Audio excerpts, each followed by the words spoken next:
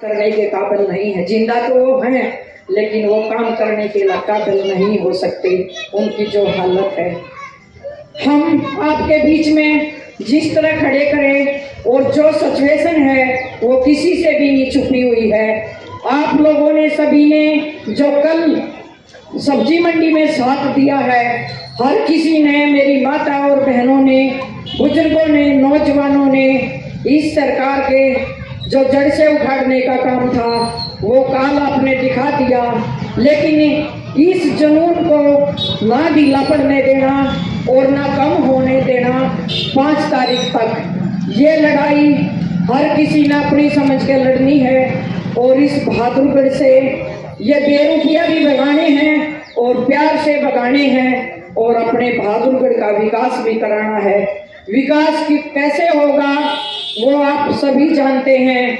हरियाणा में हमारी अपनी गठबंधन की सरकार बनने जा रही है और यहाँ से आपकी प्रत्याशी शीला नभे सिंह राठी और 2 पार्टियों की साझा उम्मीदवार, उसको आप अपनी एक वोट देके और 5 तारीख को सुबह 7 बजे से शाम 6 बजे तक अपना चुनाव समझ के एक वोट चश्मे के निशान पर देके और इस बहादुरगढ़ का हरियाणा में एक ऐसी मिसाल दो कि जो इस सरकार ने किया था, दोबारा ये इस सरकार के लोग आपके बीच में आके खड़े होने के काबिल ही नहीं रहे।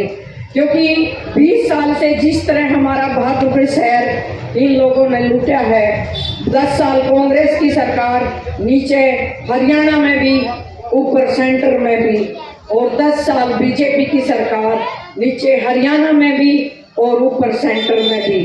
3 बार आपने अपने यहाँ बहादुरगढ़ हल्के से जिस तरह कांग्रेस का विधायक बनाया है राजेंद्र जून, आज आपके बीच में फिर आ रहा है। आप पूछ सकते हो कि क्या विकास किया या क्या कोई नया प्रोजेक्ट लेके आए या किसी भी नौजवान बच्चे को कोई नौकरी दे, तो आप मेरे अपने बैठे हैं सभी बता सकते हैं हाथ उठाकर। और नहीं किया तो आपने बहुत ही प्यार से जवाब देना है।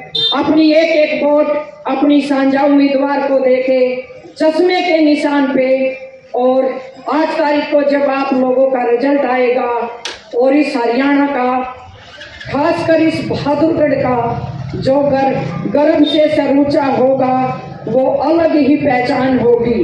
क्योंकि सरकार आप लोगों की बनेगी और विधायक बनाने में आप चूक कर दोगे तो ये सम्मान कभी भी नहीं मिलेगा। क्यों नहीं मिलेगा?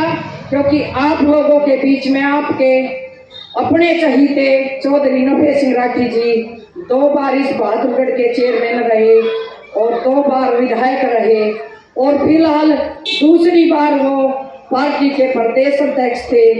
और एक बात हमने जो खुलासा करना था, क्योंकि उस टाइम राठी साहब 24 तारीख को सुबह 5 बजे बहादुरगढ़ में पहुंचे थे। वो तुर्की देश में गए हुए थे। हमारे देश का जो गौरव था उसकी लड़ाई लड़ने के लिए जो बच्चे हमारे पहलवानी में जाते हैं, उनके लिए 188 देशों में भारत का और खासकर अपने बहादुरगढ़ का, आपके हरियाणा का पहला आदमी 188 देशों का फेडरेशन का चेयरमैन चुना गया था।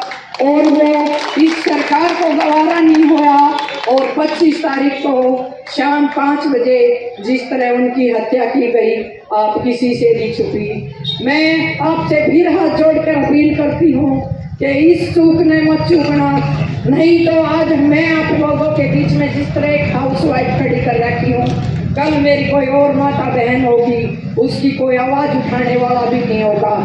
आप सभी ने सोचना है कि जो जवाब कैसे देना है और कैसे इन लोगों को अपने शहर से भगाना है।